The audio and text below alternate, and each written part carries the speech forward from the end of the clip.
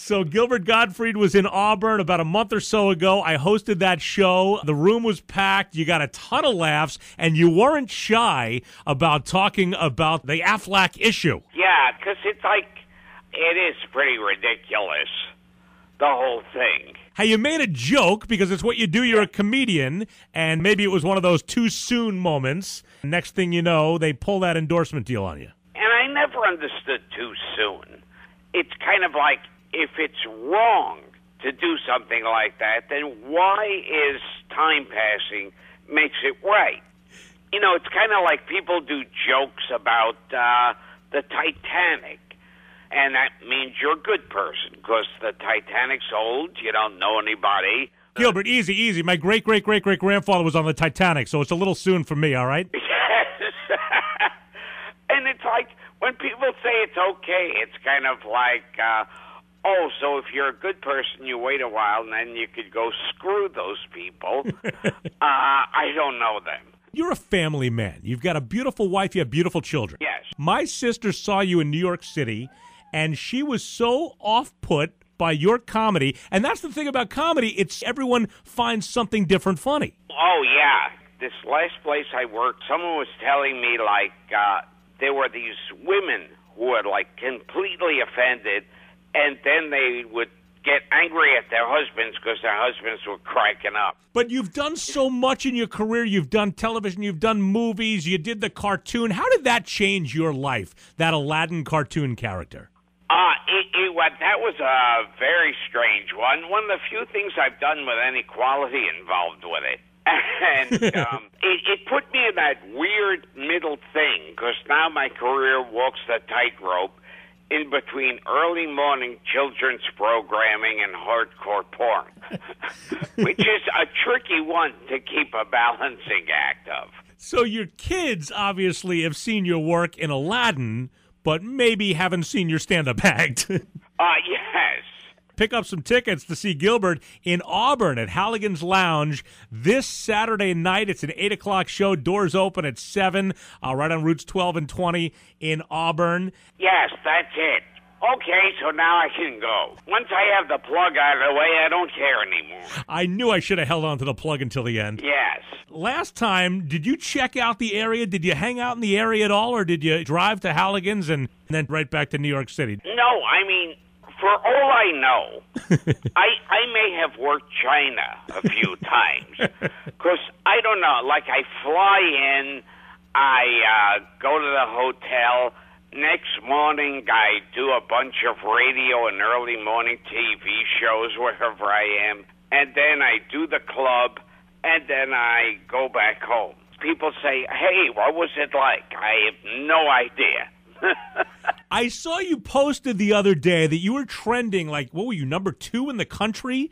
Yeah, and I sent out a message. I said, wow, this is great. I was able to be trending at number 2 without pissing off an entire country. And it may be because I was the voice of the cowbell for, Mississippi State versus, I don't know. It's like, it was a football game. I did the voice of the cowbell. I don't understand sports at all, so whoever they were playing against. What are your passions? You're not a sports guy, okay, but what are your passions? What do you enjoy doing? Well, right now, nothing I enjoy doing, but right now I have a podcast. It's called Gilbert Gottfried's Amazing Colossal Podcast.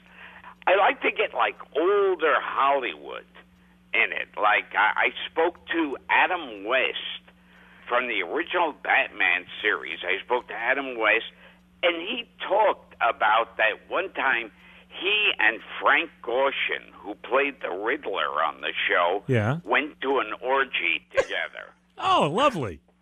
Yeah, they went to an orgy, and they started laughing and joking around as their characters.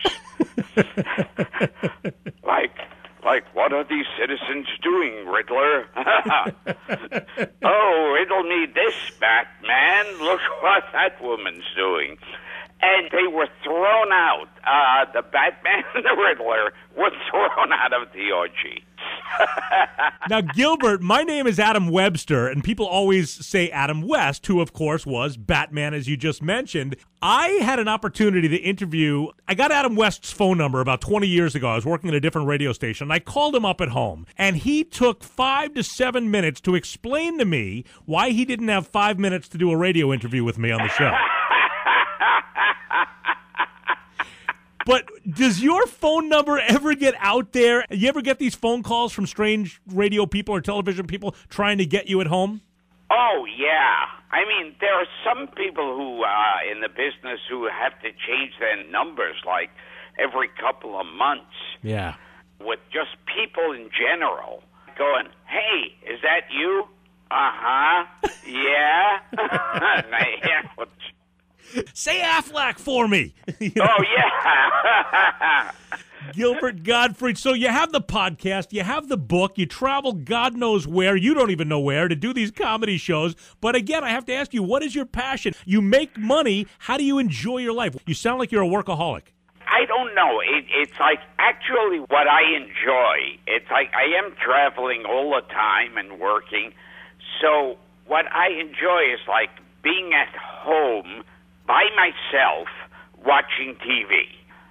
Nothing in particular. There's nothing any show I really like or look out for.